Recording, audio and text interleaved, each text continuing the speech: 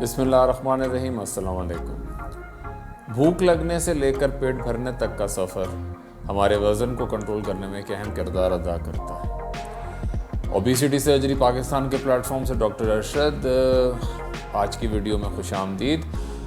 भूख लगने से पेट भरने तक के सफ़र में हमारे वज़न पर क्या किरदार अदा करता है, इस पे आज की हमारी वीडियो है। इसे अंग्रेज़ी में हंगर और सटाइटी भी कहा जाता है। हंगर यानी कि आपका भूख लगना और सटाइटी के पेट भरना। इससे पहले कि हम आगे बढ़ें, ये बात आप समझ लीजिए कि जब भी आपको भूख लगती है आपका पेट खाली होता है। आपका पेट जब खाली होता है तो कुछ हार्मोन्स पेट के या मैदे के कुछ हिस्सों में से रिलीज़ होते हैं आपके खून में, जो कि जाके आपके दिमाग पे असरअंदाज होते हैं। इन हार्मोन्स की वजह से आपके दिमाग को ये पता चलता है कि आपको और खाने की या आपको भूख लग रही है और आप खाने की ज़रूरत है। तो आप अपना खाना पीना शुरू करते हैं और जैसे ही आपका मैदा की दीवार स्ट्रेच होना शुरू होती है तो कुछ और मज़ीद हार्मोन दिमाग पर असरअंदाज होते हैं और वो आपको ये बताते हैं कि अब आप अपना खाना पीना रोक दें या कम कर दें। इसी तरह से जब खुराक का कुछ हिस्सा आपकी आंत के पहले हिस्से में जाना शुरू करता है तो वहाँ से भी कुछ हार्मोन्स निकलते हैं जो कि आपके दिमाग को ये बताते हैं कि आपका पेट भर चुका है और आपको और मज़ीद खाने की ज़रूरत नहीं है। तो इस तरह से ये भूख लगने से लेकर पेट भरने तक में आपका खाना पीना और आपकी बाकी एक्टिविटीज़ के साथ आपकी ज़रूरियात पूरी होती हैं।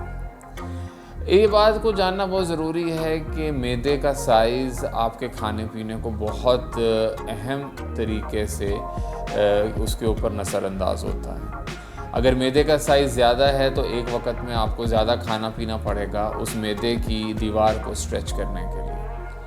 अमूमी तौर पे एक मैदे में 250 से 300 ml तक की खुराक आती है।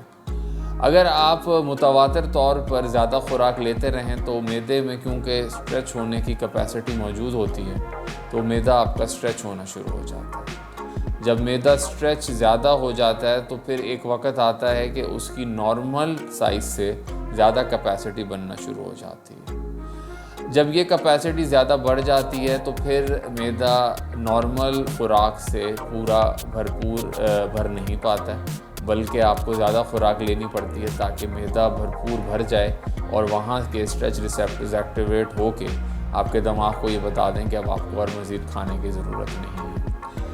आपके रोज़मर्रा के खाने पीने की आदत ही आपके खाने पीने को गवर्न करती हैं। बचपन से ज़्यादा खुराक खाने की वजह से मैदे का साइज़ बढ़ना शुरू हो जाता है और यही वजह है कि जो लोग जिनका वज़न ज़्यादा होता है वो एक वक्त में उनकी खुराक एक आम इंसान की खुराक से कहीं ज़्यादा हो जाती है। अब इन चीज़ों को जहन में रखते हुए एक और चीज़ जो बहुत अहम है वो ये है कि बचपन से स्वीट कैंडीज़ और जंक फूड खाने की वजह से आपके रिवॉर्ड सेंटर्स एक्टिवेट हो जाते हैं। जब भी आपको भूख लगती है और आप कोई मीठी चीज़ खाते हैं तो आपका शुगर लेवल एक तो बहाल होता है। दूसरा ये कि बचपन से क्योंकि जब भी आपको कोई खुशी महसूस होती थी तो आपको कैंडीज़ और स्वीट्स दी जाती थी। इसी तरह वो बच्चे जो कि जंक फूड के आदी हो जाते हैं बाद में भी वो इसके ऊपर लग जाते हैं और जंक फूड खाए बग़ैर उनका पेट नहीं भर सकता और ये चीज़ लॉन्ग टर्म में वज़न बढ़ने की एक बहुत अहम वजह साबित होती है।